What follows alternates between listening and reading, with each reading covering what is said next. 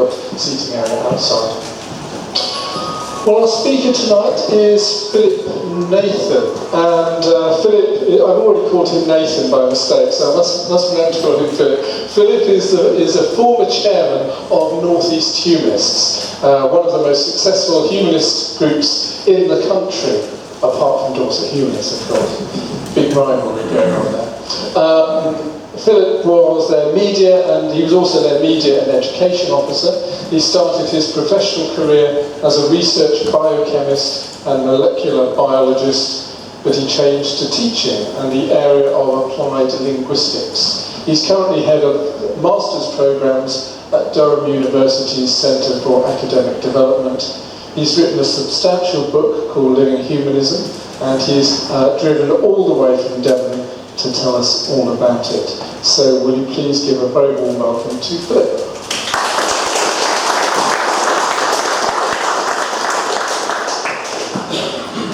Thank you very much. Thanks for having me here. Yes, and before I drove to Devon, I drove all the way down from Chester the Street up near Newcastle.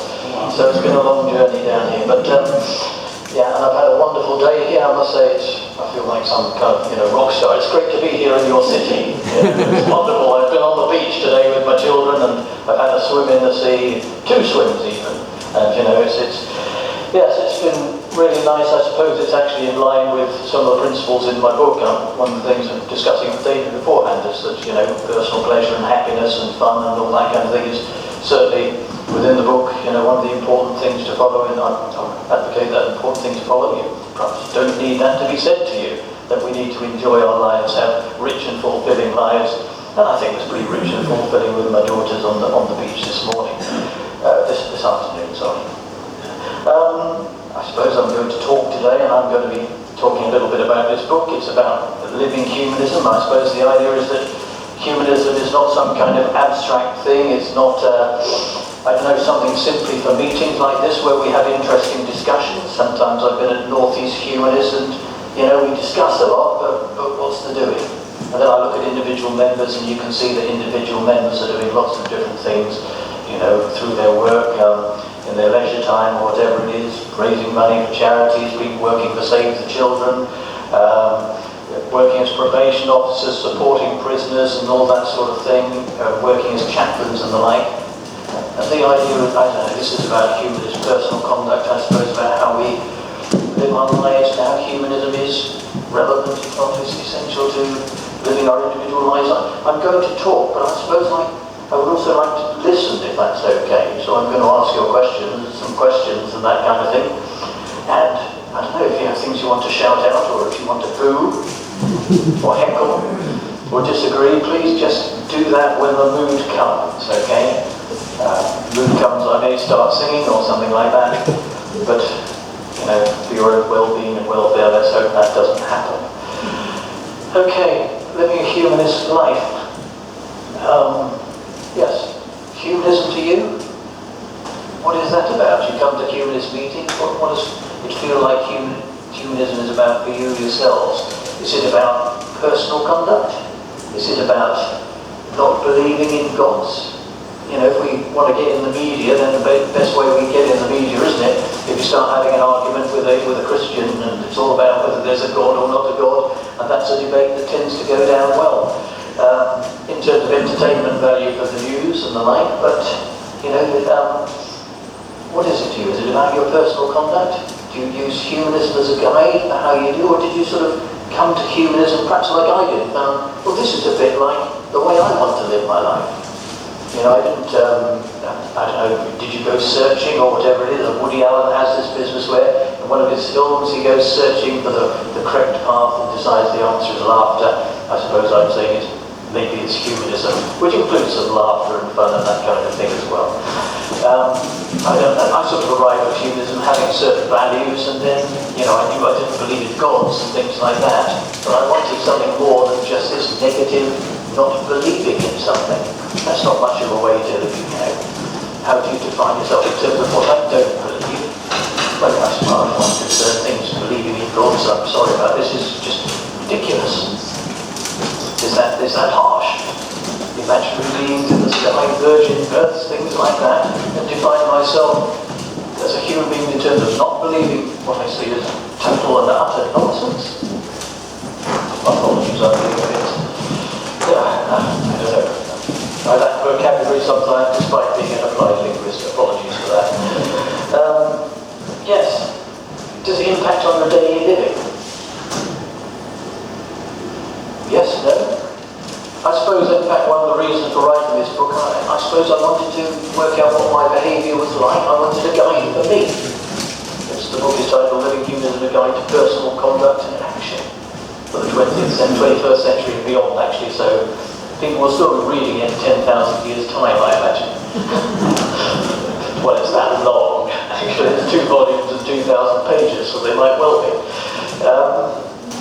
Does it impact on your everyday life?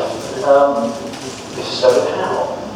I think... That's not my everyday life. I spend all my time writing Dorset Humanists. Alright, well, obviously I'm talking about your moral goods and things like that, David, but I think you knew. Okay. And should it impact on our everyday lives? I suppose we'd have to have a long think about what it is. Is it atheism? Well, it isn't atheism, is it? Otherwise we'd be in the atheist society. Surely we all see humanism as being much more than that. One thing I loved about going to my first North East Humanist meeting was the sort of the kindness and the values of the people when I went there. I suppose, welcoming, but also the kind of things people said, were sort of caring things. There were people from all, actually, different elements of the political spectrum, not from the far right, I must say. Though there was once one comment someone made which caused uproar, but they didn't continue coming for very long. It's more than just this non-believing, isn't it? It's about, is humanism about personal values, about how you live your lives? Are there any, would you nod your head or shake your head if you disagree with that? Or are you looking for an answer from me? I said I was hoping to listen. Yes? I don't think humanism impacts on my daily living. I think it's my thoughts generally about life and daily living that then make me find out that I'm human. Right. It's not teaching from humans like humanism, like Christians might take the rules from the Bible. No, I think I was saying in the sense that when I went to these humanist meetings, I thought, hold on, these are people who have similar values to me. And then I suppose I'm sort of agreeing with you, with what you're saying there. I discovered these people who sort of think like me, but then I suppose I need to sort of tie down what humanism actually was. All right, 5 or 6 years later, after many more years of attending humanist meetings, I thought I would try and tie down what this, who I was and what this was about. Sorry. That second sentence there sums it up for me on the Welcome to Dorset Humanists. Democratic. Humanism stands for the building of a more humane society through an ethics based on human and other natural boundaries in the spirit of reason and free inquiry through human capability. So that's primarily a process of living rather than a specific content to me. Right. I mean, it must realise itself through specific content, through specific action and specific conduct. Well, I can disagree with other humanists on a number of different points that still recognise themselves as Right, okay. Thank you. Yes. I hadn't had a chance to read through that poster, but I don't think there's anything there that I personally would disagree with. Obviously, so I wrote this book over a few years. I didn't actually calculate how many years it was. David said how many years, maybe 8 or 9 years. This is a couple of thousand pages, and I tried to put down, in there, from my various experiences of humanism, the kind of research I've done over the years. I am personally an automatic researcher. I always try to look back into different things, different ideas again. So I thought I would generate this text. I actually was no longer able to be actively involved in North East Humanists for particular reasons, but I still felt enthusiastic and active. I wanted to support humanism. Should we live a humanist life? So I'm saying sort of yes. You may be surprised. Is it a life stance? We have an ethical life stance. So people talk about a life stance, other people talk about a philosophy. an attitude, different types of thoughts, a way of thinking. Life stance is one which is often used. I'm saying it's a way of living. Okay? Requires more than thinking, more than a stance. It involves doing and acting as well. And I do think sometimes we think a lot, but perhaps don't do so much as perhaps we could be doing. And that humanism must be a practical thing relevant to our everyday lives. Surely a humanist has an enhanced self-respect and social responsibility. Compared to others? Compared to, say, enhanced? Yeah. Well, at home we have a sense of self-respect and, yes, enhanced self-responsibility. Social responsibility. Is that true? I suppose this is defining where the boundaries of humanism is and where, who is a humanist and who isn't a humanist. It's not humanist. No, either, because, some Christians surely do wonderful things. I have no objection to that. I don't agree with gods and the like, but surely Methodists, Quakers rescuing Jewish children from Nazi Germany would be uncontestable as a, tremendous thing to do. So these things do go beyond humanism. Did you have a point? Yeah, can I say for myself, it's my first exposure to humanism.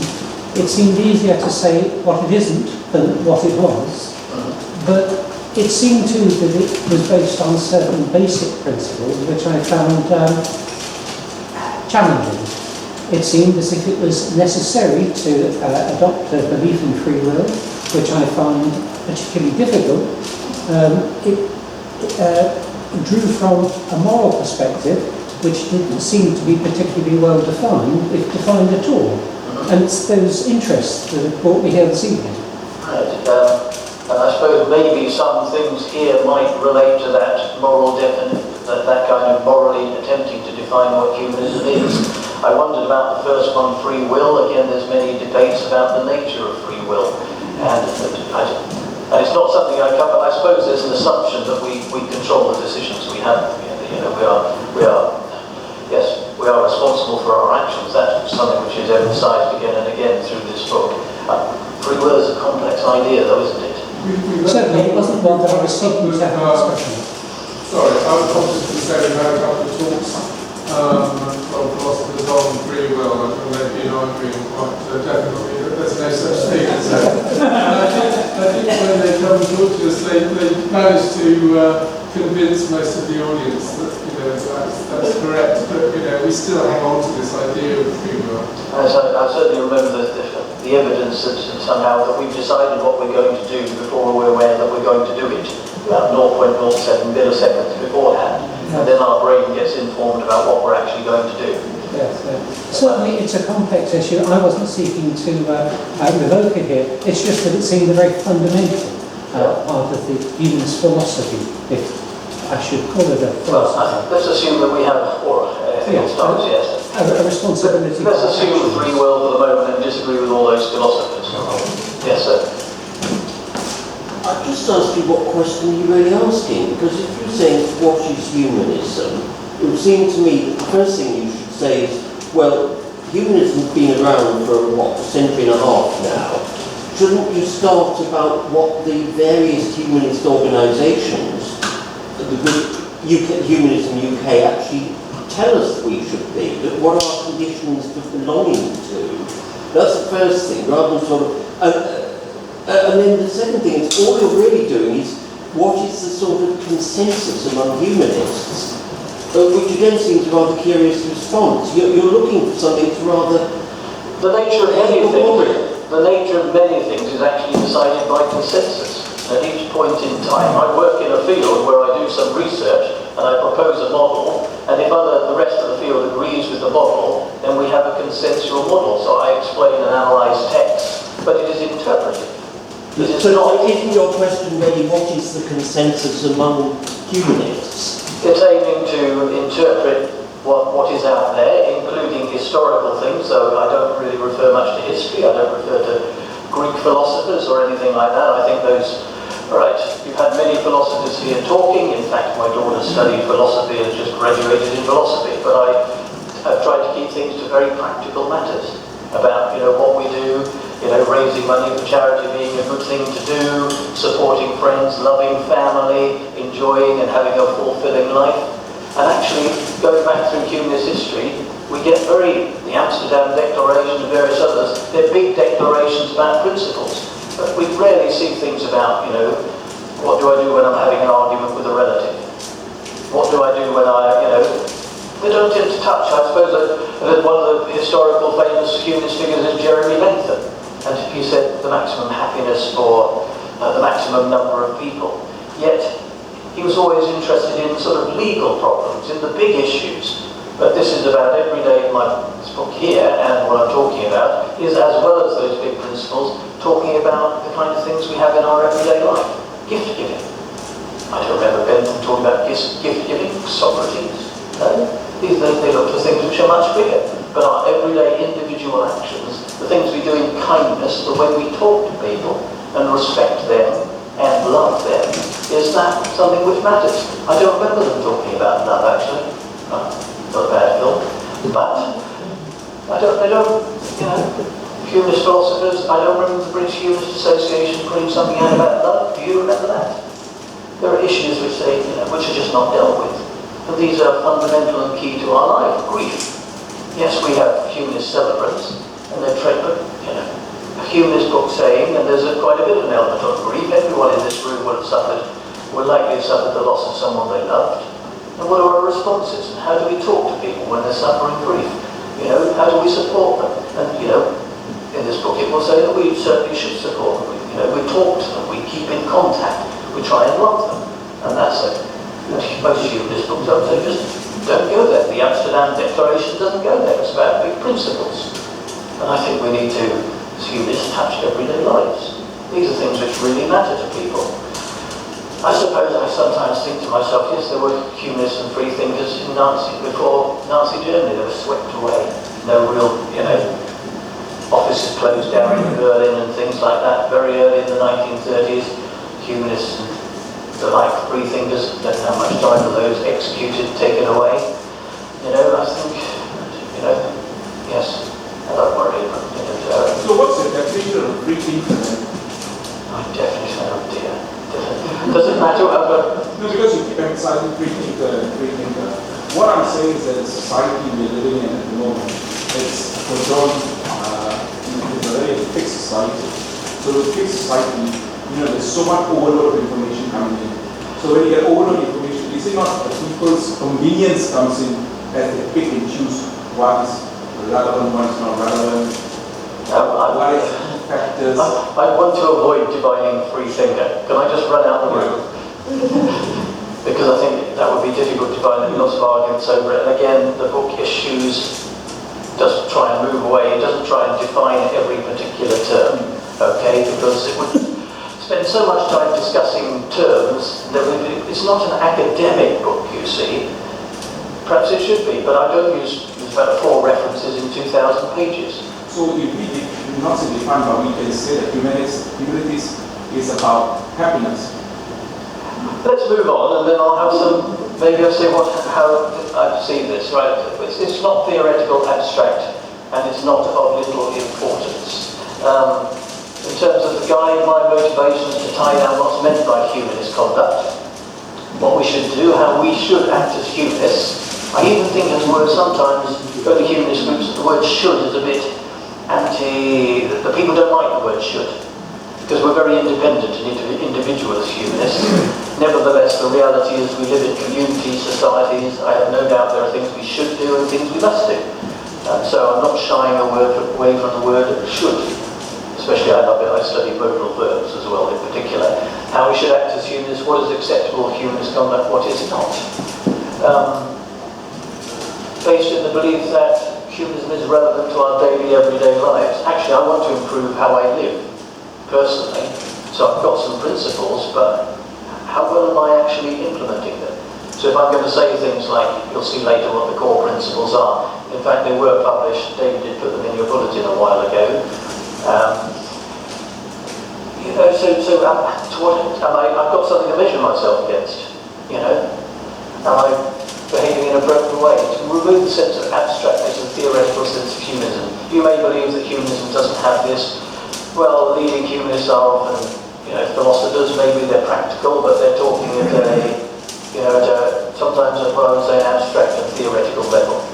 I'm not going. You've had discussions on free will, and that's an interesting discussion to have. But I'm more interested in things like kindness, loving other people. I've mentioned these things, supporting each other. How we gain pleasure and happiness. And I think it was somebody, I don't know if he's here. See, David Scott, did you say? But you talked about the principles are put forward as being perhaps too focused on ourselves and enjoying ourselves and getting pleasure and happiness of our own lives. But I think what he misunderstood was a great deal of the pleasure and happiness we get from our own lives, I'm sure that you'll acknowledge it, is from the social, from loving others, from being part of a group like this, from membership, from being part of a family, from people loving us and us loving them, from us helping other people. This is core to our own personal happiness and well-being. We don't enjoy being isolated and alone and not being part of groups. We love human contact and we love helping other people as well. And so this is yes, and so that's where I would disagree with his letter, and I did write a response to that. Practical application and living of humanist life. People talk about the golden rule as humanist life. It's too vague and lacks applicability in many situations where we actually live. What do you mean by the golden rule? Well, there was a fun cartoon a while ago which says the one who has the gold makes the rules. But which is probably true to some degree, but it is. I mean, the simple version is do unto others as you would have done unto you. Yes. There are lots of different versions, so I think you're familiar with that. Yes. Sorry. That sounds very much like a biblical. Well, I mean, it is in the Bible, but it's in many different non-religious philosophies as well. So humanists have kind of adopted. On that point, Kathy is sitting at the back there. We go into schools and tell children about humanism. We often use the golden rule just as an example of a rule that humanists might find helpful. But we have a bit of a debate about whether we're actually. You just said it's a bit vague. I think it's a little bit vague. Some humanists like it. Looking at it in some detail again, there are a range of places where it's just not applicable. You couldn't simply use it. It's difficult to work out who the other people are in some situations. Yes, recognise a gap in the humanist canon in relation to how we can live a humanist life. There aren't many books on this. There was one a few years ago which claimed to do this, but as the reviewer said, it's about 2015, written by a lot of very important people, including the chair of Humanist UK, and I can't remember what it's called, Everyday Humanism, I think it was called. No, not the handbook, it was called Everyday Humanism, written about 2015, and the reviewer, I think, politely said this book doesn't achieve what it set out to achieve, because it was written at too high an abstract level. It was written by, I would say, philosophers, top people, maybe, who are not thinking about what everyday humanism is. I've looked at it, and that's what the main reviewer, if you can look it up under the New Humanist magazine, said, yeah, they don't achieve it. But then, I suppose, but he gave a sort of caveat at the end because he wanted to be kind. The reviewer said, but perhaps it's nice that we can't apply humanism to everyday life. Read the final paragraph. I think he was saying, these are top people, I can't be too critical. Sorry. Yes. The humanist canon. Well, there's a range of different books that people write about humanism. There are... the totality of books about humanism. Yes, that's what I mean. For those of my older generation, he was a detective on television, what did he practice? Concerned about my own personal conduct, what should I do? How should I personally live my humanist life? My influences, being a member of a humanist group over a long period of time, reading loads about humanism, so read widely, Love Modern Humanism by Professor Jenkins from North East Humanists, but a range of others. Documents, texts, I have read extensive texts which are philosophical about humanism. I have looked at texts text by, I've read Bertrand Russell and all that kind of stuff. Yes, various ideas, but I haven't referenced them particularly in this book, at all, because I couldn't see the direct influence. Talking and listening to range of humanists, various meetings over the years, hundreds, humanist courses, I've attended talks and conferences, personal reflections on and thoughts about humanism. I suppose, I don't know, I suppose I'm trying to excuse the fact that there are thousands of references. If I write an academic paper, I put in citations as, 30 or 40 citations for an academic paper, but not for this, because it's a different kind of writing. And I think if you look at the writing of Bertrand Russell, Why I Am Not a Christian, or if you look at the writings of Jeremy Bentham from years ago, you'll find that they don't use this kind of, referencing in the same way that you would in scientific papers. Much of it's interpretivist, it's logic. It uses broad sweep evidence about things being true or not true. I suppose one thing I'll cite in this book saying that revenge is a terrible thing and that we shouldn't be engaging in vengeful behaviour. Now, I could have collected together, if such papers exist, hundreds and hundreds of papers to say this, and I'd have been knackered.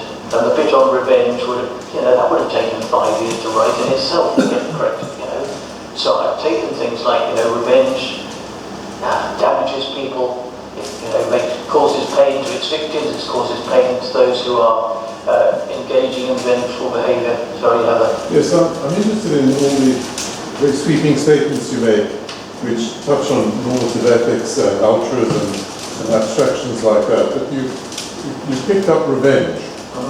Now, in sort of evolutionary psychology, there's a very, very clear understanding of what revenge is for.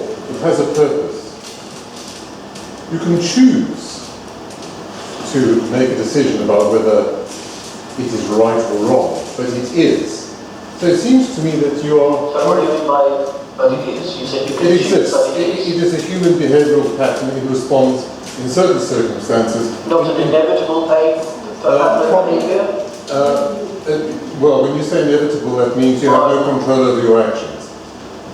But it does exist. Otherwise, you wouldn't be talking about it. Yes, but I'm not disagreeing about whether revenge exists or not. I'm saying it's inadvisable behaviour that results in damage and destruction. Can I pick you up on that? You seem to be trying to construct a sort of canon of normative ethics, which would be the Bible of humanists. Now, that's fine. Is there anything wrong with that? We look at the first principle about being, that's fine. It's a personal view, but to me, and I'm the newcomer to humanist, but I feel very comfortable here because of the way people think. It is a way of thinking, but not thinking anything specific. Well, I'm saying people it must be saying something specific. And that specific thing, there will be a consensus. There will be consensus. Many things are determined in reality in terms of meanings and the like by consensus. Those consensuses change going through time. So our perceptions of what humanism is now may be different from what they are in 10, 20, 100 years' time. But there's always a struggle to gain this kind of consensus. So you're looking for a consensual, normative, ethical framework. But I'm seeing whether people will agree with what is, yes, in the same way as I put forward a paper in a journal and it produces a model of a text, yes. Okay. Except that in your academic writing, you need to justify everything you say. But I don't get justifications for what you're putting out. Love, I'm not sure what that really is. The altruism that you talk about? It's difficult to find every term. If I talk about love or revenge, I presume we have some good idea in the room about what love is and what love isn't. I have no idea. Could you tell us?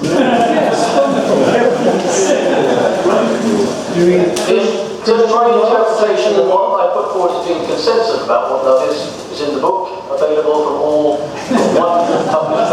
Can I just start in a little bit? Philip said the copy of the book. I haven't read all 2,000 pages now, I have to confess. But I've read several hundred pages. And remarkably, I find that I don't disagree. Is that right? Well, I won't do use a double negative. I think I agree with everything you say in the book, Humanist. So that's quite remarkable. Because normally I would read a book and I think, yeah, I agree with that bit, or and lots of that I disagree with. So somehow, I mean, it's very interesting. I mean, I really encourage people to have a look at it, because somehow you distilled these principles and then applied it in everyday situations. And I think that makes perfect sense. I mean, maybe some of it is common sense, but even so, it does seem to make perfect sense within the humanist framework. But that's really a bit of a response to your point, Barry, that it's some sort of normative ethics, but somehow I think Philip has managed to capture it quite successfully. But, that's for people to have a capture. Are you in Mark? Would you see that that's The book is a guide. It's called a Guide to Personal Conduct and Action. We'll always debate it, and yes. So would you say that as a humanist, when you've got some sort of decision to make, ethical decision or something you like, you would sort of refer to humanist principles to decide what you should do? I suppose the sound of what you're saying is quite restrictive. It sounds you should refer to them. I suppose I intend to refer to some of the principles I mentioned. Shall I get on to say what some of the principles are? That's all right. I want to pass it again, if that's all right. I mean, so for example, there are certain sections in the book. For example, I'll use one example because I know that you've written about pornography in the book from a humanist perspective. So if humanists have a discussion about pornography and the ethics of pornography, it's possible to go to Philip's book and say, or see that Philip has written about it based on some humanist principles. And you may agree or you may disagree with what Philip's written, but it's his take on what a humanist perspective might be on pornography. So I just use that as one example. But instead of Philip's opinions, which is writing down, is it not that concept coming? It's not sure to that way. Ultimately, I mean, it's opinions, but it is principle based. The opinions or the working out is based on principles that I think are pretty sound humanist principles. I would say, from my reading of it. And your view might take those principles to a different conclusion, and then we would discuss and debate in terms of the principles that which we believe as humanists to be the correct way to go. So isn't humanism the process? Humanism the process. It's the process of discussing things in a rational, open manner, without preconditions, justifying what you're saying, as opposed to a religious view, which is right because it's right, and there is no debate about it. Isn't that the essence of... I would say that's one element of what's being put across, the rational debate, yes. Certainly, discussion. I don't know if we can think from having, I don't actually believe we can think from having no preconceived position. I think that's, I suppose when I teach and when I talk, I take what's called something called constructive perspective that comes out of certain elements of education and the like that we always have used before we come into any discussion. And that, we're always influenced and biased, and our way to successful discussion is to acknowledge those biases before we come in, and then we can actually change the ways we think. Surely the essence of any discussion involves some ways of being. I'm completely new to the whole concept. I did look up some stuff before I came. I can't quote you chapter and verse. But surely you're aiming for a non-theistic way of interacting with people, which avoids dogma and sheer prejudice. Well, absolutely. There's a whole chapter in the book on rationality and reason, but that chapter is actually connected to emotions and passions and instincts as well, because we don't want some kind of cold rationalistic humanism that sets aside the way people feel and care and the like. And so can I just get on to one or two of the principles, because Some objections don't tell me what to do. I think I tend to come across a sense of, yes, you're trying to tell us what to do. It's a guide, not a prescription. There are core principles that are considered central. Many elements of the guidance presented are stated as contingent, so it's an important element of this that many of the situations we face are being specific. So you have a difficulty with a neighbour, but it will be about a particular issue that maybe nobody you know has ever had that kind of dispute with a neighbour beforehand or disagreement, and it will be about something new. The neighbour will be a different person. They won't be the same. We're all different, aren't we? The situations we face through our lives, it's difficult to state absolute rules because we're all different. The situations we face are different, etc., etc. So you can have guiding principles, but the person you're talking to may respond in a way which you've never come across before, or the whole environment may be different, the social context may be different, cultures are different. So things are contingent, dependent on situation, context, people, and more. We don't want to be oppressive like religions. No, we don't. And that's just not the idea, but some guiding principles show integrity. What would be wrong with that? And again, the book would go into some detail about this. Yes, you can certainly lie.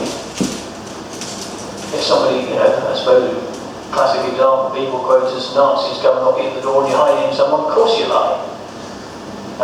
There have been many recent examples, similar ones. They say, you have integrity because you're supporting the well-being and happiness of someone else and making sure they don't die.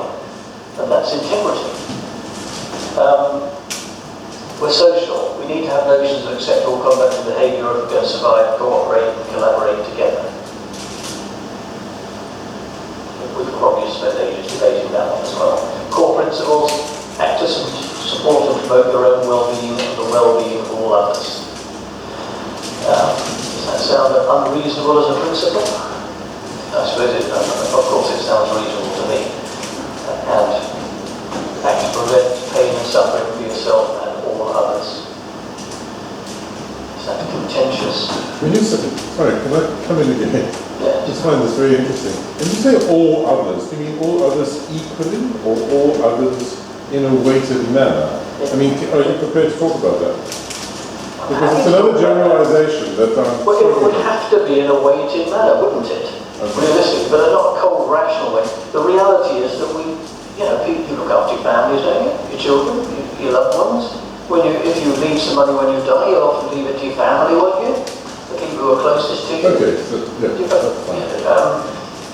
That is an interesting question because some pure utilitarian or extreme utilitarians might say, well, actually, you shouldn't privilege your own family. You should treat everyone equally instead of privilege people. So it is but the biological origins of altruism have been very, very well analysed, and the idea of those philosophers does not sit with human nature or the nature of any living thing. So, you can philosophize and you come up against the hard reality of how we're wired, how we're made, and how we have been evolved.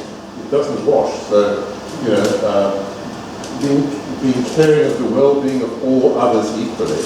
Well, but equally isn't there, is it? Because that's why I asked the question. Yes. Because it's unrealistic. We simply could not care for we can care to some degree, we can donate money to charities which help people a long way away. That's one of our duties and responsibilities, I would say. To look after those people and look after all other people as far as we can. But we're not going to, I suppose I took my children to the beach today. I didn't take a lot of people from the other side of the world. And buy them an ice cream too. But I think the principle here is not regarding the rest of the world. What we're saying is just the surrounding around you. So if you are looking after your children, so when you go from that context, you go to another environment, you're going to use the same philosophy that how you look after your kids, you're looking at other members of human being, I suppose. So I think what we're saying, I'm not saying that you want to have 7 billion people, you won't be able to do it. But if everybody does their own part, means connected rings around them, hopefully, and that 7 billion people, all of them doing the same thing, Exactly. Exactly. Yes. Is there any discussion in your book about whether others is restricted to the human race or It's something that comes up quite a bit. There's a chapter on dealing with looking after animals and non-human life. At the moment, they're seen as non-equivalent. Humans, humans are being seen, yes, but there's been criticism, that we should give equal care to animals. I think we should care for animals and the like. And, I suppose I sort of say that we should move towards vegetarianism and veganism, I can't just jump there myself. I'm gradually trying to go somewhere where I think it might be a good place to go. I'm not, sorry. I was only going to say, to me, the reference to well-being is a little bit nebulous. Does it receive more attention in your book? There's some discussion about the relationship between well-being and happiness in the introductory chapters, that it's taken as a fundamental term. And sometimes well-being and happiness can mean the same things in ordinary talk. And of course, different things. But happiness is included within well-being as well, and sometimes people talk about happiness as a different thing from well-being. So there's a little bit of discussion about the relationship between the two. I think, on balance, I thought well-being was a better term. But there are sentences, I don't picky about this, sometimes sentences will talk about well-being and happiness.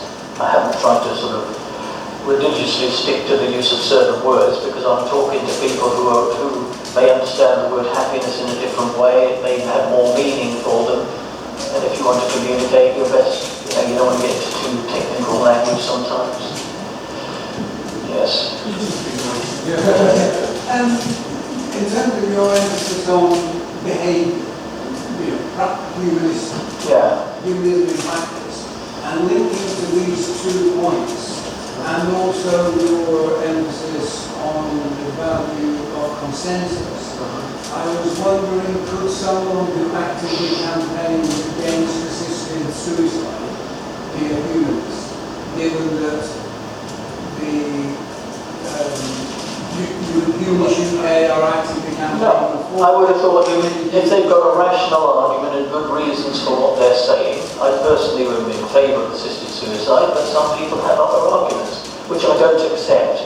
But I wouldn't say they could not be a humanist because they push that point of view. I suppose I see suffering and pain, and I suppose I'm committed to assisted suicide under appropriate circumstances and situations personally. You would accept that someone who holds a fundamentally different value from yourself on an issue such as that can also be as much a humanist as you are? What's their rationale? Yeah, I think they probably could. I have to accept that people see the world differently from me, and they may have good arguments for what they say, but it does revolve around the evidence and the arguments. To me, leaving those people to suffer, in situations where in terminal pain and the rest is, I suppose I'd say to me is appalling.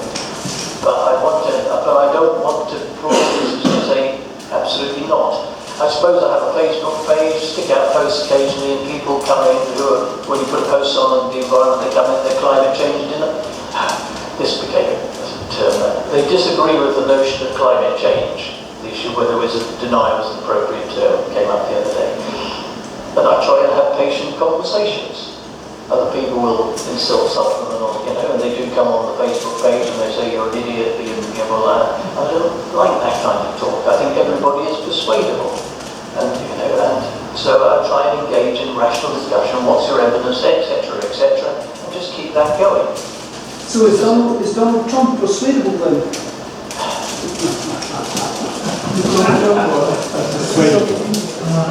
I think if I met him, we would try and persuade.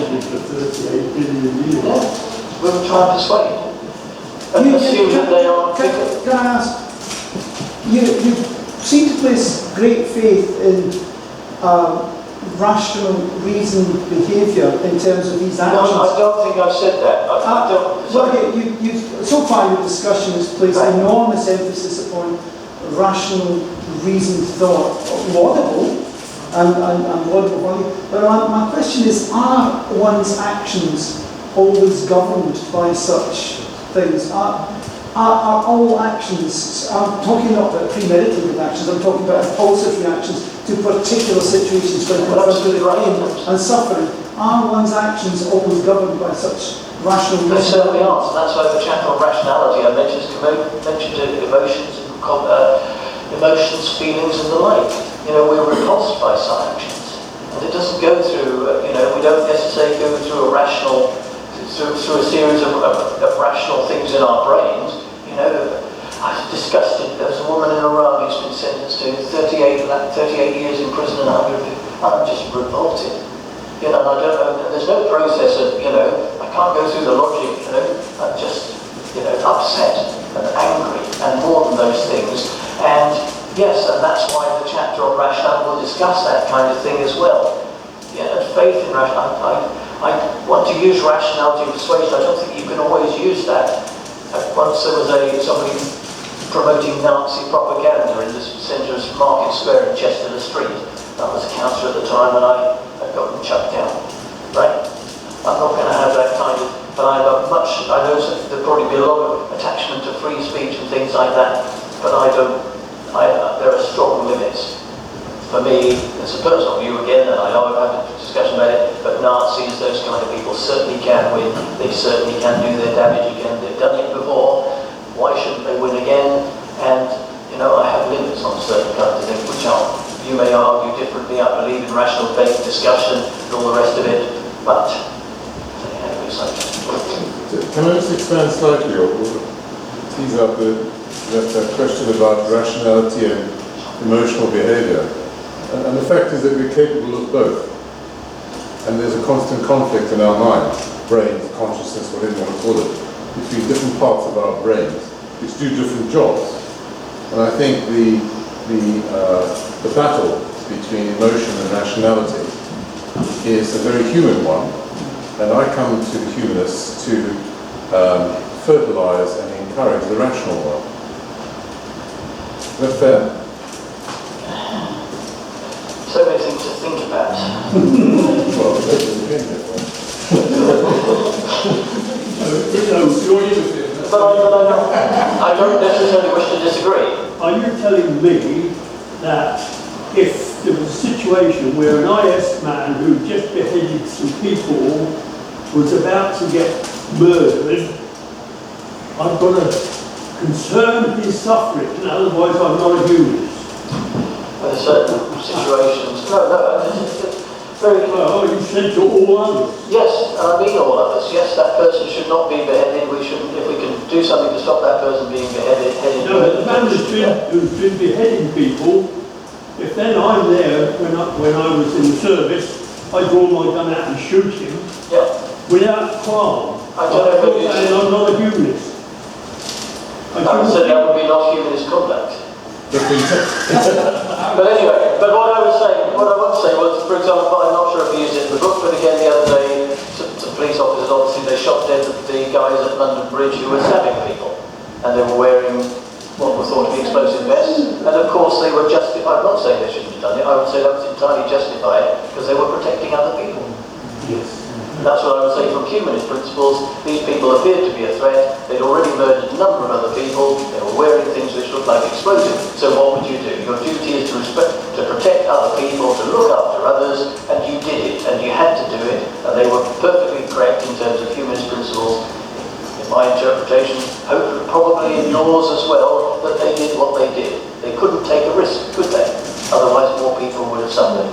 At the particular instance, I think we would say, personally, I don't favour the death penalty. What you're seeming to be saying is that it's okay. No, I would say that person could still live a useful life. That there's a whole raft of evidence from the past that murdering other people because they've murdered others is not the way to go. And it was widely believed in the 19th century in Britain, children were murdered when they stole bread, and it was seen as being a good example. You're using extremes. I'm talking about a man who could physically chop some innocent person's head off, but according to your quote there, if I pulled my 45 out and blew him away, I'm not a humanist, because I haven't considered the well-being and the suffering of all others, including him. He is part of all. Yeah, well, he is part of all. you would have committed a criminal act, I think, under UK law, because you said he could do at some theoretical point in the future, but he wasn't doing it at the time, and therefore he should go to prison, be sentenced, etc., through the systems that we have. But would it be immoral? Might be criminal, might not be moral. Well, my judgment would be, I don't know about other people in the room, that it would be an immoral act. To let him have the potential to go on and leave him free with his weapons to go and kill other people, then that would be a different matter. So yes, all others means all others. It does of all races, all genders, all... Yes, sorry. I'd like to pick up on what you got there as number 2. To prevent pain and suffering, and the one above really, to promote your own well-being. Yeah. You put ourselves first in both of those. I'm wondering then where you stand in things that have happened a number of times where somebody has seen that somebody else is going to get shot and they put themselves in the line of that bullet so that they get killed to save, and it saves that other person. Is that not morality because, or not humanism, because they haven't prevented pain and suffering for themselves? Yeah, well, these are difficult questions, but this is a question that is tackled in this book here, where I do talk about altruism and do talk about those particular, about self-sacrifice. And yes, and I think it's, I can't recall what was written, but it would be sort of the ultimate, to protect other people's lives. Yes. Yeah. But there's no way, in that kind of situation, it's a very difficult, you talk about extreme situations, but we do this. Somebody who jumps into the sea to try and rescue someone else, putting their own life in. That is, to me, what's the right word I'm looking at? That we would we not all be tremendously admiring of that as humanists? That I remember a guy in Bristol who got himself killed trying to protect people from being beaten up. And he was sad. That guy would be a hero.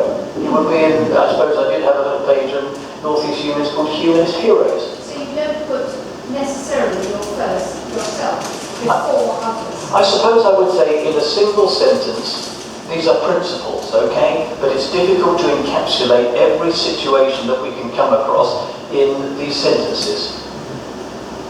But if you read the book, the expansion on it, the chapter where it talks about altruism and people giving for others, when you go into more detail, then you will find that certainly this book, and I think the consensus in this room would be, that the person who had protected those others was wonderful. That they had engaged in a wonderful deed, but it also will say, but if there was a way in which they could have protected themselves as well and stopped that suffering, then that would have been the best thing possible. And that also we understand when people don't put themselves in that way.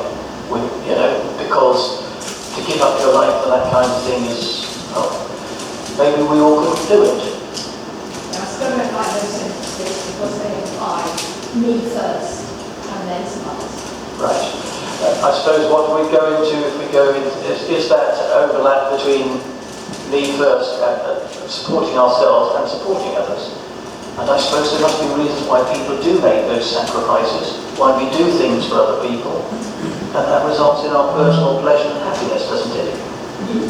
But Andrew, if the sentence was just switched round, is that then not implying that we should put other people first, and that's not necessarily, not necessarily agree that that would be the right thing to do?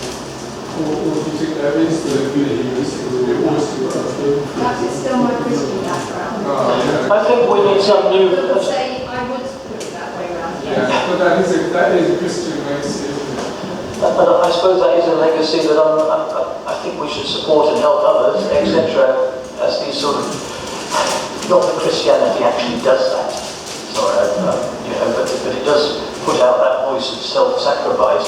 And I suppose again, I would go into this book and say, don't accept that kind of self-sacrifice, damaging yourselves for other, in such extreme ways as being a desirable thing to do. Going off and living as a hermit or something like that, or that we have to be concerned for our own. All right. Concern for our well-being is important anyway. We have to think about ourselves. Yes. Only so that we can help others. No. I would disagree with you there. I think David made a good point in saying would you reverse it? And I don't think humanism requires you to reverse it. I think your own happiness is as important as anyone else's. Yeah, there's an equivalent. I don't think we're putting one before the other, and it does depend on the situation. I don't think I mean, to give an example, Well, I'm saying you put a gas mask first before you help others. So you don't use that metaphor. Yeah. So if you use that metaphor, you have to save yourself, you put an oxygen mask yourself, then you can help others. Yeah. So if you're not healthy, how are you going to help others? If you're not cross the river, how are you going to help others cross the river? Yeah, I agree, but that's one of those things. You look after yourself. I mean, the profession I'm in, Yeah. I have to do self-care. But the purpose of that self-care is so that I'm fit to help others. Correct. So in other words, But if you are don't you have as much value as anyone else? anyway, Can I just impose a little bit of order? Obviously, Philip's got quite a few more slides and things to get through, but I'm aware that a number of people that haven't spoken yet would like to. Would it be all right if we... yes, I think this is, the discussion is great. Yes, that's good. Can we bring Anne in? Anne, go ahead. I would just like to substitute for all others, most others. Are you leaving me out of that? Many of the instances we see lately of violence on the street. But if you would substitute most for all, I would be more acceptable. Well, I have to say I'm very happy with all, but I think the greatest challenge is those people who have behaved badly, who have done terrible things, and our greatest challenge is to, in some senses, look after them and support their well-being as much as we can without allowing them to hurt anyone else. That's the greatest challenge. I think all others should be most others. Can you give me a list at the end of the people you want left out? We've got a couple of... Sorry, right. Yes, and I do, as you say, there's such overlap. Some of the other slides, our own well-being, isn't that selfish? Social well-being, I'm saying social well-being, individual well-being interact. We gain much, sorry about the small writing, we gain much, if not almost all of our well-being and happiness through the social. We gain joy and fulfillment through supporting and helping others, through loving and caring for others, through giving to others. Thus, we're concerned for our own well-being and happiness, we will support and care for others. These are not separate elements. These are factual statements which are open to challenge. Certainly, like... but, I mean, you have a whole raft of, if you have 2,000 pages of factual statements which cannot be challenged. I think you're challenging them today. They're open to challenge. I'm unable to challenge them because you haven't given me a forum to say, oh no, that's not right. Yeah, Philip's got a Facebook page, you can go on and challenge him. Right. But what validity is your book got if you've got all these factual statements which aren't supported by any evidence? Well, you say you've got we get pleasure and happiness from the success and achievement of others. Is there anyone here who has not experienced that? Other people doing well? That may well be a societal matter. No, this is a limited statement about this particular... Well, from a personal point of view, I sometimes am envious of the achievement of others. That might not be a humanist reaction, but it's a human reaction. Yes, indeed. Absolutely. Well, I'm not disagreeing with you there, but we gain pleasure and happiness from the success and achievement of others. Some people do sometimes. Yes. Yeah. Well, if we're happy, fulfilled and healthy and indeed resource rich, we're better able to help and support others. If we have money ourselves, well, this strikes me as being an uncontentious fact. We can't provide money to charity. Do you get pleasure from the success of complete strangers? I do actually, strangely enough. Maybe it's my age. I watch things on television, people win, and I think I'm so happy for them. Yeah, I do. That's dreadful, triple, that third one. I cannot take it at all. If you're rich and happy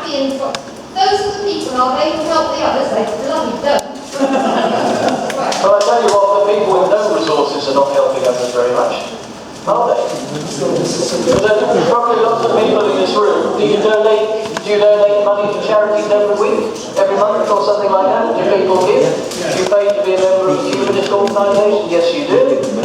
I give money to get, I have resources I can spend on my children, and I give money monthly to various charities. I help people out in various other ways when I can. How does this be? Can I say I work with homeless some of the time? Yep. And there's a group of blokes I know and Paul, they haven't got the resources. Right, they can be getting argued at the time, they're so supportive. And if someone comes in that room on an evening when they're looking for, they're the first time homeless, they grab around him and they say, well, you stay in this car, but you stay on this thing on this day. And they can be really, really supportive, and they're not rich in any way, and they're very damaged in some ways, but they're still extremely supportive and helpful. But I don't think the statement says it is well known that poorer communities, people do help each other out a great deal. But that's not.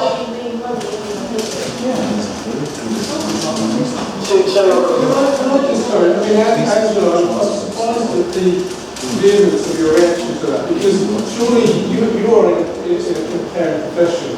You are resource rich because you have been trained, you have the resources of your skills and your techniques and knowledge. So that's money. So you are resource rich and you are able to help other people because of that. That's all that's being said there. It's not claiming that the rich do necessarily help to support others. It's saying, in any case, you can monetary time. It's saying that they have the ability to do it, which they wouldn't necessarily have if they had the will. The National Health Service requires money and resources. It requires trained doctors.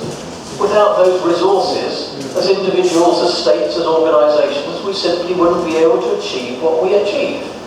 We have one of the best health systems in the world, and it's funded and paid for. I suppose, and it comes from individuals like us paying our taxes. I pay whatever tax I do, thousands a year, and it supports the police, and we all do that, and we've got resources, and we pull them together in the social system to make things work. Many people who are involved in that are humanists.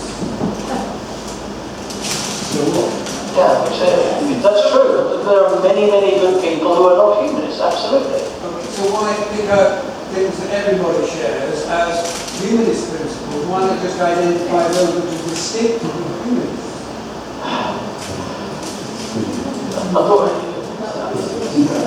Yeah, well, because they are human beings too. How about that? I don't know. I don't have an answer on the top of my head to that particular question. If we pursue our own education, benefit ourselves through our careers, skills, developments, a doctor, engineer, plumber, maybe we're developing our careers for our own benefit. I want to be a doctor. I want to earn my money doing this and that. In a way, I'm supporting my own goals, but we're gaining the capacity to help others out. If I am a doctor, if I am that's a particular one, a plumber, a farmer, an electrician, a builder, through the skills that I have developed, I want to make social well-being and supporting others. But are you doing them out of the sense of altruism or practicality? Yeah. Well, it could be both. Yeah. Primarily. Both self-interest and helping others. Do plumbers become plumbers primarily so that they can come and help you or make a living? Yeah, make a living. Unfortunately, I don't know. Perhaps sometimes it might run in a family, etc. People across the road, builders, they send builders' families, and yes, they want to make a living, but they also recognise the contribution they're making to the community through building houses. Really? Yes, I think making a living will come before helping the rest. Right. Yes, if we're still sick in pain, sad, depressed, not enjoying well-being, then others will be unhappy for us.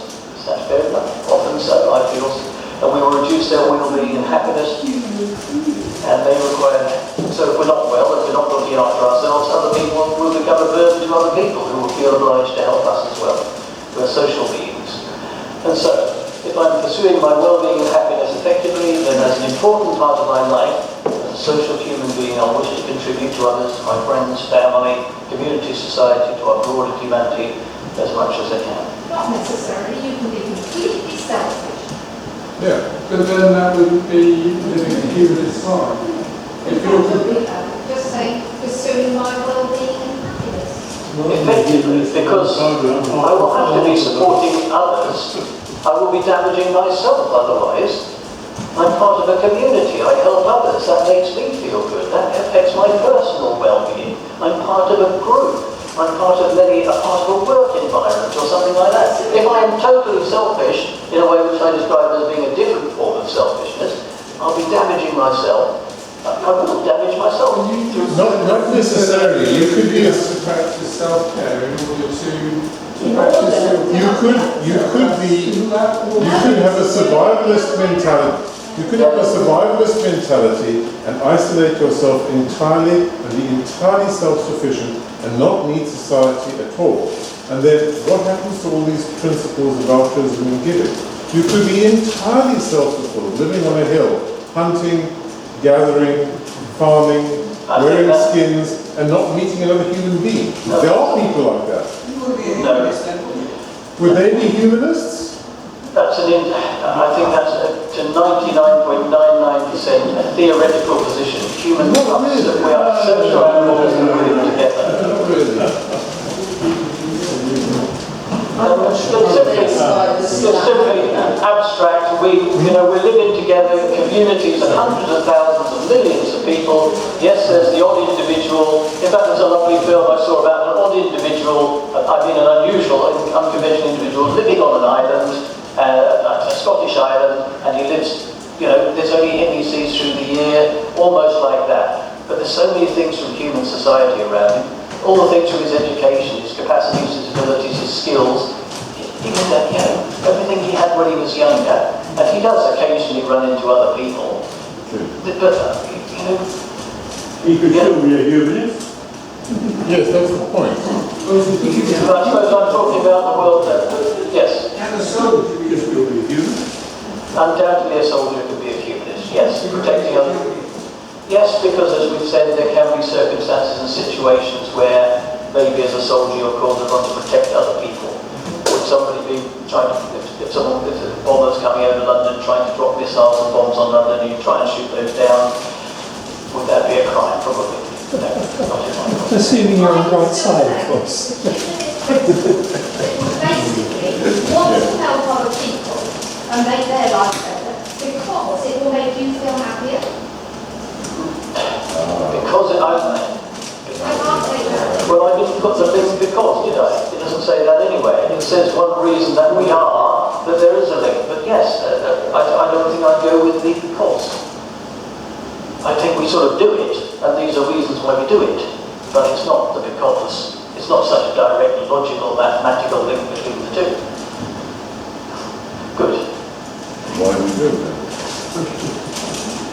So the guy defines negative selfishness, which is the kind of self-focused actions which significantly damage ourselves and others.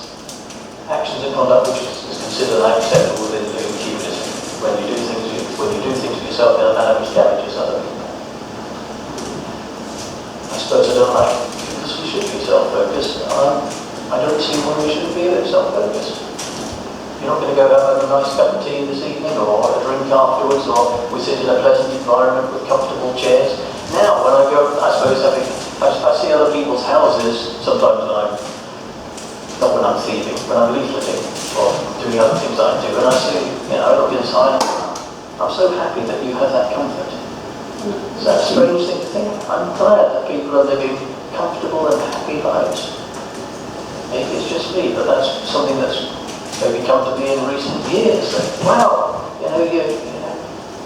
yes, that's obviously something. I think it's really important to be able to think about yourself and not to feel guilty about thinking of yourself, and also to embrace helping and caring for others. Some time ago, I was very concerned about environmental issues, and I was an active member of Greenpeace and did a lot of work with Greenpeace, and was quite happy to give away what little possessions I had to further environmental causes. And then my daughter got very, very seriously ill, and I had to change this constant, limitless desire for action to focusing back at home at something that was very personal to me, and profoundly upsetting to me, and take myself right back to the roots of understanding that I had to think about myself first and my little family, and I haven't ever forgotten that lesson. And I suppose, and again, this is going to be some, thank you, some kind of hypothesis again. I wonder how much we do teach our children to value themselves in our schools and the like, with many messages about helping other people in assemblies and the like. And I just wonder, there are crises in mental health in school and children with, and I wonder if part of the subject, but it's just a hypothesis, fleeky as well, that perhaps we need to teach our children to value themselves a little bit more. Well, I would suggest that the tenet of education is to resist the nature of all people, which is to value themselves very, very highly. So you're trying to give a counterbalance by saying you've got to value others. So traditionally schools didn't have to worry about telling people to value themselves because that is innate. But I think our social elements are innate. I remember many years ago when I was a more police scheme supervisor for Berkshire Social Services back in 1980-ish, a long time ago, and there was a guy who suffered from epileptic fits and various conditions, and the way the other kids looked after this guy when he dived up the high diving board at Reading swimming pool was amazing. And it didn't come out, I don't think it came out of their teaching, it came out of a natural love and support for other people, which I think that we all have. So I think yes, there's children may focus a lot on themselves as part of their development and becoming social, but I also think I would like some emphasis on children perhaps looking after themselves and valuing themselves. I don't think I don't know if there's enough of that, but can't change the education policy as well, and you have to be open to discussion. But humanists are concerned about all, irregardless of gender, race, ability, disability, sexual preference, nationality, immigrants, asylum seekers, and so forth. We're interested in the well-being of all. We're concerned about the well-being of those who committed crimes, who behave badly in a range of ways. Supporting them, perhaps getting them back onto a more social road, making sure that they don't commit harm, things which harm other people.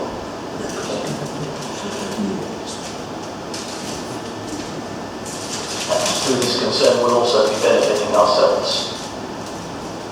But I suppose I'm not saying the cost, but through that concern, through helping the young lad who's committed some crimes as a youngster and whatever it is, and getting them back in the mainstream and supporting others, and perhaps telling them that they are valuable, actually, and looking after them, educating and training them, we will all gain through that. And not through revenge and not through harmful actions, certainly through preventing them, doing our utmost to prevent them doing things. Yes, hello. What just popped in my mind as I was reading through those is a debate that's currently going on in various parts of the world about whether countries should have open borders or restrict immigration. You seem to be saying that as humanists we should be in favour of open borders. Did I say that? We're going to have a big discussion on that at some point. Yes, it says sympathetic, it doesn't spell out a particular policy. It doesn't say open borders. That may be a place to go in the future. If people are escaping from places like Syria where they're being bombed, then we should be trying to welcome them into, That's a different issue. Yes, but there are lots of aspects to the issue that you've raised which could take up a great deal of conversation in time. Yes, you've seen the principles, so I'll refer you to your own bulletin to look at the list of principles. A couple of other chapters, so there are chapters on supporting others, working for our community, societies and beyond. So an early chapter in the book after the principles are established, pursuing pleasure, happiness, fulfillment and well-being. Now, I could read some elements from that, but I believe we've had 1 hour and 51 minutes already, if the clock is correct here. We don't normally have loads of discussion, right. So that's fine. I'll keep going. Well, I might leave out the readings, actually, and just see what comes up here. Positive humanist conduct and actions, in support of others, being cooperative and collaborative as necessary, making social contributions such as paying taxes, giving to charities and the like, contributing to our families, our love and care through looking after our children, supporting our partners. These may seem quite obvious things, listening attentively to others, valuing them and showing that we value them, things they say, giving of our time to our communities, our social organisations, as attendees, activists, organisers, supporters and friends, counsellors, voters and much more. Supporting those in need generally. There's a woman near where I live who takes in the washing from elderly neighbours and just does it for them. And why not? Cooking for others, for those in need, promoting the joy of happiness of others in many ways, including through companionship and friendship. I suppose I'm a bit of a hare. Yes. Being open to others, attentive to their thoughts and ideas, supporting democratic decision making.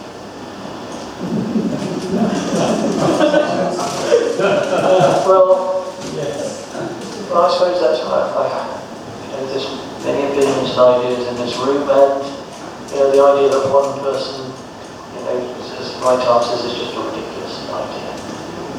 We talk about, discuss, and we come up with better answers together, hopefully. Not always, of course. Acting with integrity and honesty. Again, there's a chapter on integrity and honesty, truthfulness and the like. Being worthy of trust. Being just and fair in our actions, which can be difficult, of course, when we talk about treating other people fairly. There's this idea of equality and different ideas about how that should be implemented and whether, in fact, it's a worthy goal. Developing our personal knowledge, skills and understanding, again, enables our greater contribution to others. Opposing injustice with action and supporting justice, supporting our legitimate social entities. I have to put legitimate, you try and hedge wherever you can. Police forces, health service, social services, businesses, charities and the like. Acting to protect those under threat and in danger. Acting to prevent the destructive actions of others. Supporting others emotionally, spending time with them, talking to them and listening to them. Well, I'm saying this is part of humanism. And maybe you can see that if you ignore people in need, if you ignore people who need to talk, then that would be a terrible thing to do, a bad thing to do. Perhaps not a terrible experience. Avoiding violence, avoiding abuse, avoiding hurting others as far as we can, never pursuing revenge, even though someone has said it's biologically clearly we can change. We may have feelings and thoughts of revenge. I think someone was saying that, reading recently, that we lots of us have thoughts of revenge and anger and violence against our bosses. And I'm sure in a human being, no one's ever had those kind of violent thoughts. But we talk about doing it. Yes, maybe you have thoughts. Not that I could ever have had those thoughts, being as white as snow and all the rest of it. But supporting the physical and mental health of others in whatever ways we can, supporting the quality and the beauty of our environment, engaging in social political action, seeking peaceful and effective solution in conflicts we're involved in, and conflicts between others. Again, I try and argue as rationally as I can with people who disagree with the notion of climate change. He said avoiding the term climate change deniers, giving appropriate gifts and tokens of appreciation. Now that sounds silly, doesn't it? I suppose I was against this years ago, but my mum loves having flowers, if I can send them to her, she loves it. Tokens of appreciation. Appreciating others and making them know they're loved and appreciated. How often the tributes come after people are dead? I really wish they would come before, and more often. Being rational and thoughtful in our support for others. Being effective. Actually, there is an effective and efficiency here as well, as we can be supporting. Being loving and caring with all others as far as we can. Something we're difficult to love sometimes, aren't they? Hostile to us, even though we're trying to help. Focusing on our own personal well-being. The idea is that all those other things enhance our well-being. All those positive social things, if we can do them. There's a few paragraphs I went through. In terms of our individual pleasure, we have individual differences in how we gain pleasure, which we need to recognise and appreciate. Some people like basketball. I can't imagine why. I prefer cricket. Things like that. But, you know, we have different appreciations, tendencies, likes. People like art galleries, some people like opera, some very rock music and the like. And other tastes, so we have to go with those. If we're happy, hopefully our own happiness benefits others in many ways. Oh dear, Spike Milligan poem, wasn't there, about smiles travelling? I should put it in the book, wasn't there? So someone posted on Facebook the other day, yesterday. So, core part of our happiness comes from others, supporting others, being together with others. Sense of belonging, being part of, participating actively in families, groups, clubs, places, communities. I won't ask you to disagree because somebody will. And we should pursue such a sense of belonging for ourselves. It's nice to belong, it's important to us. Actually, a relative of mine, when I go to her place, there's pictures of all the family, all the branches of it all over the place. It's material resources as well, isn't it, that we need, that's fundamental to who we are and how we are. You know, we all have photos around our houses, don't we, with family, children and all the rest of it. Sense of belonging, and we want to know that we belong to the people we love. What's wrong with that? Absolutely nothing, but it's part of humanism, a big humanism. And we will feel pain from loneliness, alienation, isolation, sense of dislocation and otherness. This is more about contributing to supporting others and the like. Doing worthwhile paid work gives us a lot of pleasure as well, and a sense of belonging. Yes. I mean, on the other hand, if you manage to retire, and I wouldn't mind retiring sometime soon, I'm not sure how much I will miss some of that. Loving intimacy, sexual intimacy, intense passion, warmth and love in all its forms. Those of us who enjoy that intimacy, which is almost all of us, but not everybody, we should pursue such pleasure and intimacy. Why wouldn't we? That's what I don't know. I don't know what the greatest pleasures of your life are, but you know, I could do with some physical intimacy. I'm sorry, do I have to apologise? Absolutely fantastic, wonderful. Somebody might kill you for it if you're intimate with the wrong person. I didn't fit in the sentence. Sports, physical exertions. And if it's to us, we should pursue these if it's to our taste. And in any case, you do so to boost our health, I suppose. I keep up a few bits of sporting activity, pleasure from music, playing, listening. Again, we live this wonderful life. I suppose I was just looking in today and thinking, what a wonderful day. The sun on the beach and all the rest of it, and, you know, yes. I don't know what your hobbies are, but why not? Why not enjoy it? The social side, the personal side. Yes, music. I play guitar. I should have brought my guitar today, which would have enhanced the pleasure of your evening. Totally convinced you that well-being was great importance. Pursuing them in line with core principles, never hurting other people, doing things, you know. Of course, you can argue, the problem is you can argue for anything. By spending your time playing a game of chess, you see, you're not selflessly giving to someone else. No, but play that game of chess. You know, your own life matters, you've got to have that well-being for yourself. Going to the cinema, why not enjoy a good movie? These things are not exclusive and you can help other people at other times. But, excuse me, but human nature is dark as well as light. The greatest literature is about darkness and transcendence of that. This is motherhood and apple pie. It's trivial, yes.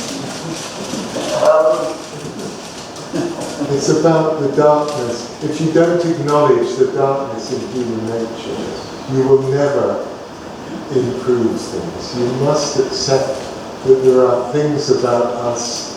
If you want to go to evolutionary psychology, it's all there. And if we just say it's nice to be nice to people, you're just dealing in a massive tautology which doesn't cope with the breadth of human being. Yeah. Well, I think I talked about that we might have vengeful feelings. I think, we do have feelings of hate, and I will be mentioning those in the book as well, of course we do. But you seem to be expressing sort of some inevitability of that darkness. No, I'm just saying it's a real factor in all. That's why Macbeth is such a great work of literature, because it's about revenge. And if we don't acknowledge that side of us, we will never see any light.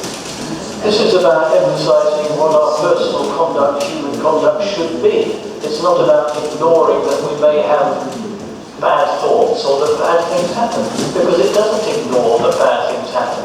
I've talked about the notion of, perhaps is revenge a dark thing? Yes, it is a dark thing. The kind of thing, but Macbeth was an evil character. It's not the lesson of Macbeth not to behave in this kind of way. It's not a recommended behaviour, it's entertainment. I read lots of books which are about murder and the like, and I enjoy them, but it's not about any advocating. That isn't just entertainment. There's a study of how human beings feel and think, what they do. In the first place, it was entertainment, really, in the way of Shakespeare earning his living. I mean, it is other things as well, but in the first place, it's entertainment. The point about Shakespeare and about Macbeth, he's not a bad person. He is a person, and that's the strength of Shakespeare, to recognise what people are. To put a value judgment on something that's within us and just sweep it away without trying to analyse it, trying to control it, is wishful thinking in the extreme. Well, I'm sorry, I'm not an expert on Shakespeare. I would commit sacrilege again to say, literature is not something I've studied in great detail, as you could probably tell. And secondly, this is a book about humanist personal conduct and behaviour. It doesn't ignore that we have negative thoughts, that we might feel bad things, that we might dislike others, that people might behave badly. But I have to say that I have never committed a vengeful murder. Has anyone in this room done that? Is this part? No, you're taking a dark example. There's much darkness in literature, but that is not how we in this room are living our lives. Is it? It's literature. Done something out of revenge at some point in our lives. Not murder, but we've all done something that was. Well, this book is about murder. Okay, I don't want to give an analysis of Macbeth here and say what my summation of what Macbeth would be. I think I'd have to be preparing an essay and studying it in detail. I looked at it when I was about 16, and for some reason I really haven't got back. Sorry, do you want to yes? In a way, I think isn't it about recognizing those dark feelings and dark emotions and the reality of being human in yourself, but then applying those principles that you're talking about, what we think is our moral compass, to sort of almost like make ourselves not go with those emotions. Yes, what is going to make a good life for ourselves and for all others? That is the question. To say that the dark elements are being pushed aside, well, I suppose there isn't a chapter on, evil murders and things like that. But it would, largely it would say, don't harm other people.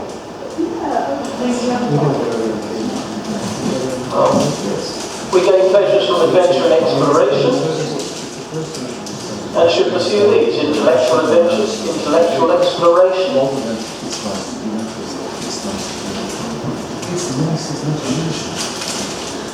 It's a good thing you're not one of my lectures at university.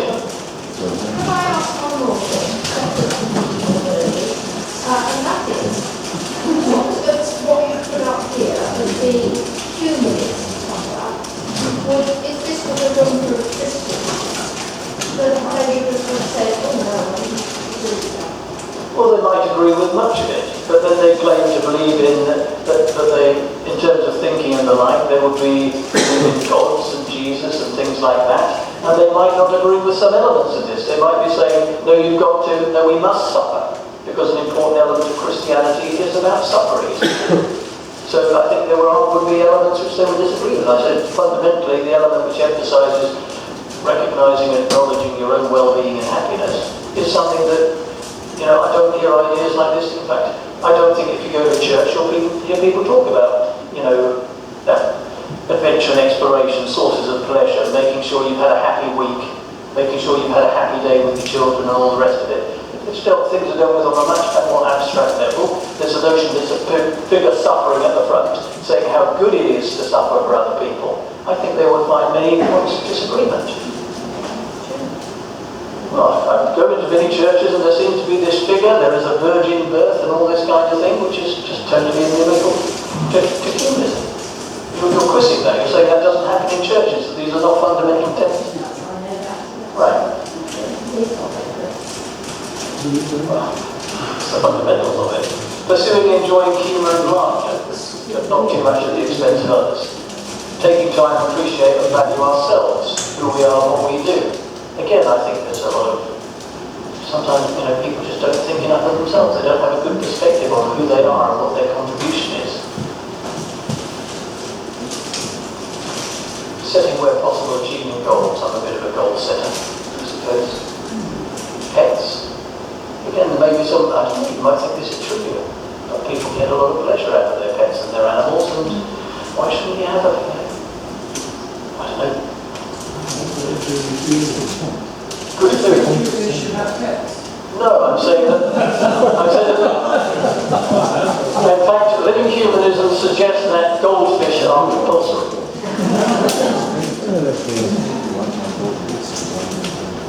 It's recognising and you can quote me. recognising the value of The reason I ask those specific kind of questions is I'm somewhat confused about these principles. If you were presenting them as, this is my personal guide to how to be a good humanist, that's fair enough. You seem to be also saying having a kind of objective status on these principles. And that's what I'm struggling with. Well, we could discuss about what the nature of objectivity is. Because, for example, the scientific method, which people rave about and talk about, but it is a, what do I need to say about that? It is a socially agreed method of doing things, a consensus way, which we accept, of being an acceptable way of pursuing research. And it is what scientific method is achieved, what we agree is achieved by consensus, is it not? And so, what I say is, well, the principle is... Sorry, I can't say you agree with that. Well, the scientific methodology is very different from the kind of consensus you're talking about. Methodology is different. Right, I'm sorry, but... Well, you talked about the two consensuses as being comparable, and I'm saying no. You're talking about a consensus... I said that there is an element of consensus. The kind of consensus you're talking about in terms of human values and interactions is radically different from the kind of consensus that you're talking about through the scientific methodology. There's no comparison.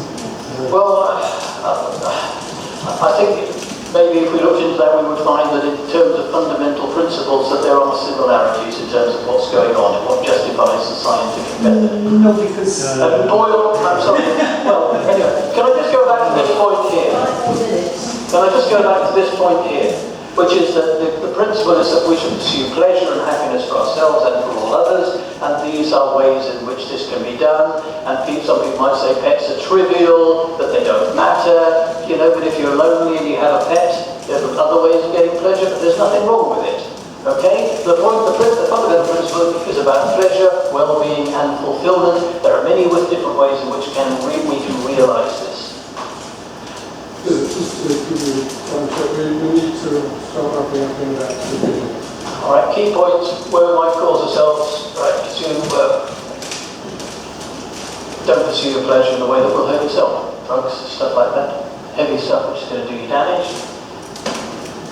Negative, destructive pursuit of material wealth through drug taking harmful drugs and the like, smoking, excess alcohol, avoid these. through destructive gambling. These are ways of implementing the principles. But a little bingo is okay. Because it does no harm. You must do bingo pets and have a talk about it. Non-destructive forms of betting. We do social things. Maybe you have a raffle. We usually have a raffle at North East Humanists to raise some money. That could be said to be gambling, terrible, blah, blah, blah. Some religious groups would say that's awful. Right. There will be horrendous, horrible, sad, painful times in our lives, and most likely these can't be avoided.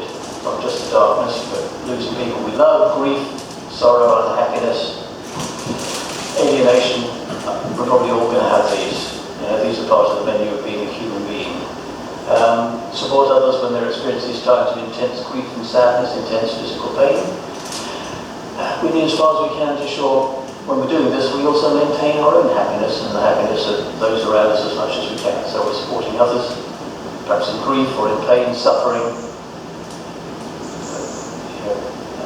It can be tough. Do we need to teach our children about being happy, how to be happy, about enjoying well-being? I don't think I've talked to my children enough about that kind of thing. Or even perhaps that it matters. Are our children brought up in ways consistent with humanism and living humanism? Again, I'm not sure. We're very technical about education, maths, all the rest of it. And there are efforts in social education, but perhaps there could be more of that. Or better, things would be better done. Do we think enough about pursuing our own happiness and well-being and the well-being and happiness of others? Again, this is some kind of measure that we can work against and work with. So chapter 5, rationality, reasons, emotions and personal conduct. Chapter 6, being fair and just. Chapter 7, being honest, truthful, showing integrity and being trustworthy. Resources, money, possessions and things. Doesn't eschew money? No. There's nothing wrong with making a bit of money. Use it well. Employ people. Invest in the future. Invest in technology. Make the way we do things better. Individuality, autonomy, independence, freedom and social. Upbringing, education, learning and personal development, pursuing peace and cooperation and avoiding violence. Supporting health, wellness and well-being. Personal conduct in the non-human world. Anyone more? Promoting human personal conduct and action in our everyday lives is crucial for us all, for us as individuals, for others, for our communities, societies and beyond. We need a world which is caring, rational, listening, attentive, loving, supportive of all, supporting well-being and happiness, looking to reduce and prevent pain and suffering for all. And that is what humanism stands for.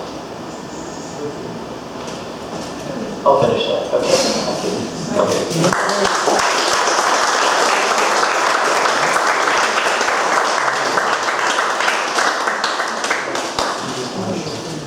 Thank you very much, Philip, and thank you for all your an unusual evening this evening with contributions throughout the talk, but I think it was good to have that interaction.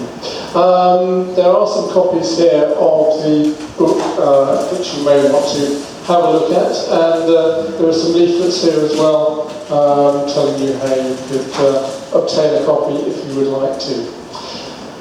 Just a few notices and then I'll let you go. Our next social evening is Thursday the 1st of August at Bournemouth Square. Our next Mordown event is on Saturday the 10th of August when our special guest speaker is Andrew Copson, Chief